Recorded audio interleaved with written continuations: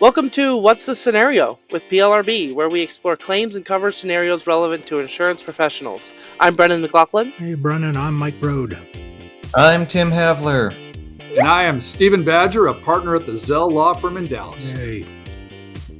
All right. Welcome, Steve. All right, what's the scenario? All right. An adjuster working on a complex property damage claim closes the file, having paid out the claim and issued a final letter. The adjuster then receives notice that the insured is, predictably, demanding appraisal. Ooh. Imagine that, huh? They call up the insured only to find out that the insured has no idea what's going on. But as it turns out, the insured signed a form on a tablet presented to it by the contractor without realizing it authorized a later appraisal demand. The insured's contractor has taken that authorization and initiated the appraisal process, offering to pay the insured for any costs incurred. The adjuster is left wondering who the appraisal process is actually benefiting.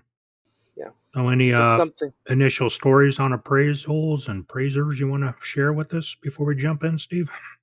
Oh man, I'll give you two quick anecdotes. Right. You know, we're an insurance litigation firm, right? We handle any types of insurance litigation.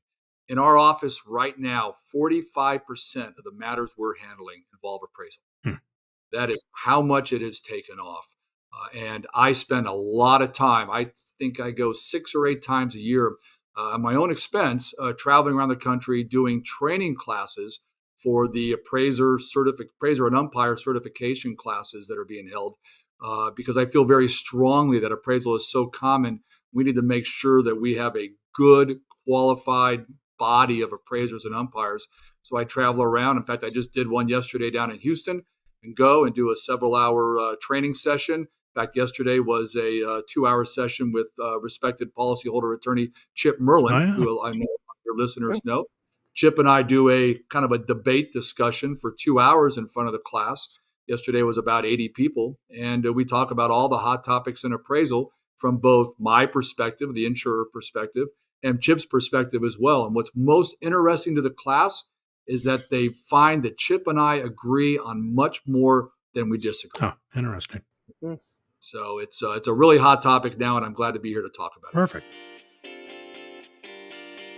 Well, let me get the ball rolling, Steve. I was way back when I used to handle property claims, and then moved into the wonderful world of casualty before I came to PLRB, because I like casualty. It was more gray, so property was black and white back in the day. So yeah, something I never came across was a contractor-driven appraisal demand. So is that a new thing? Is it how big of a problem or how big of an issue is this in the industry? Yeah, I think it is fairly new. It always went on a little bit when there were a few people out there doing this before everybody else. But in the past 5 years, it's become extremely common. Okay.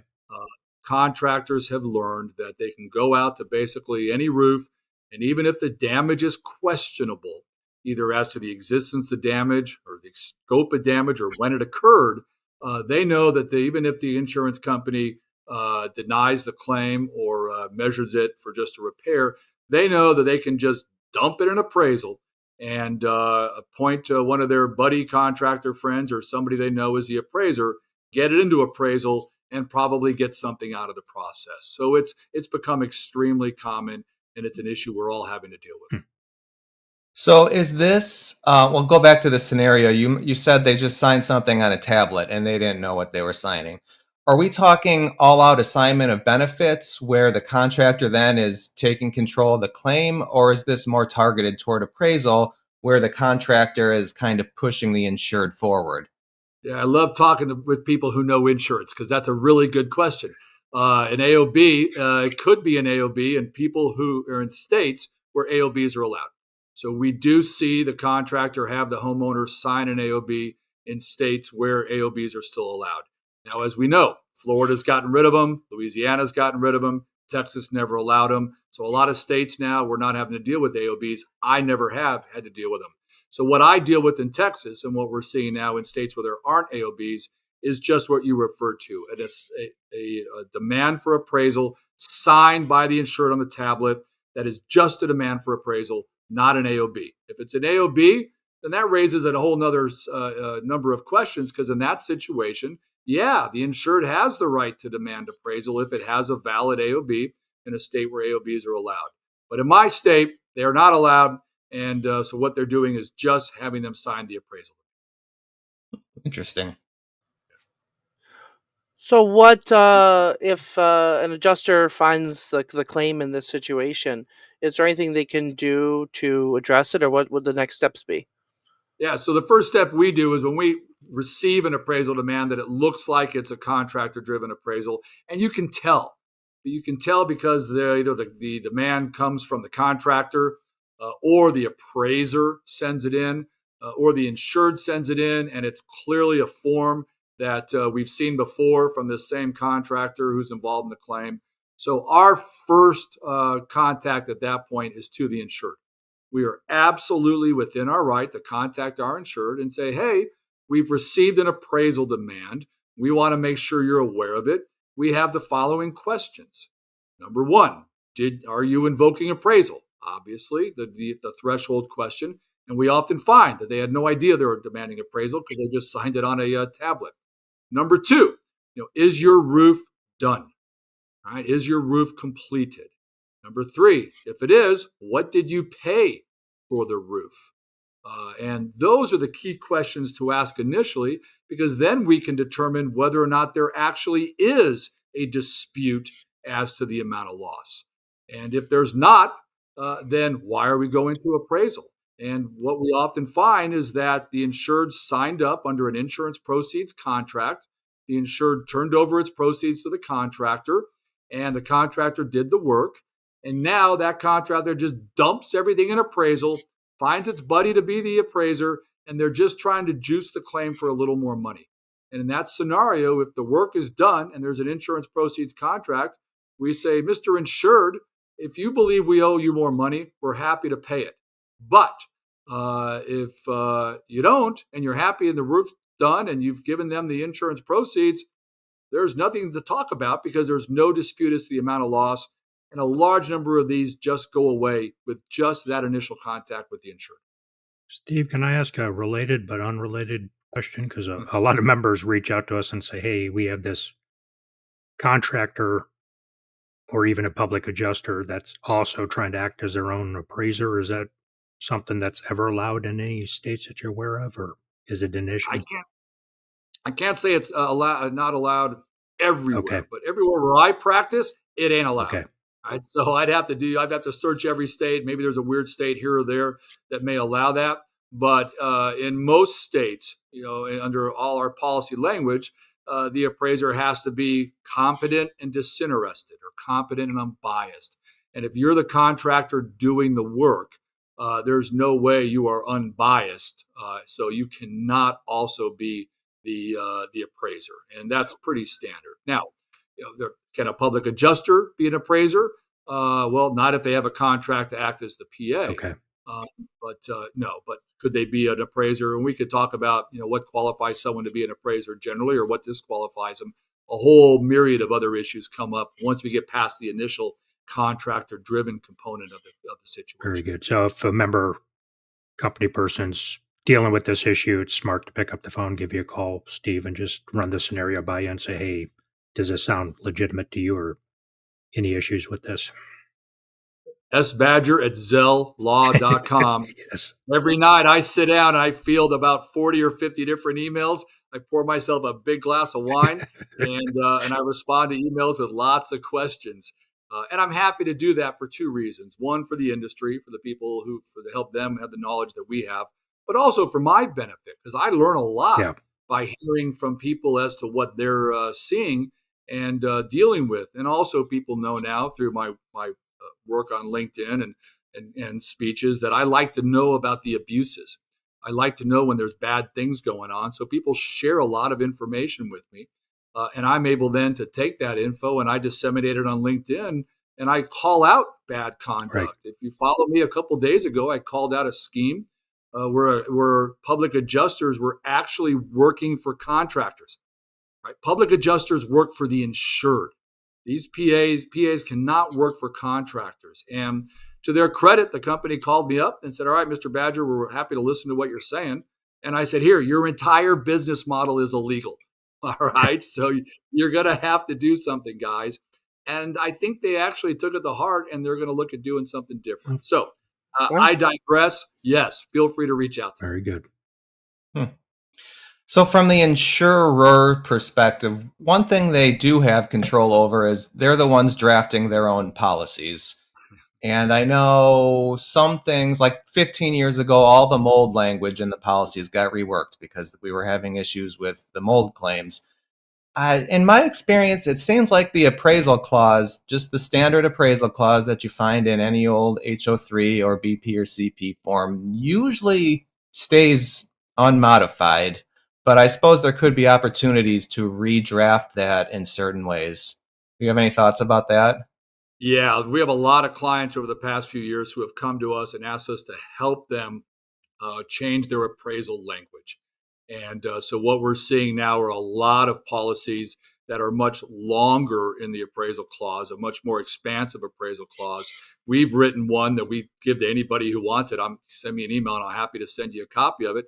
And what it does, our 3-page appraisal clause fixes every known abuse in the appraisal process without changing the process.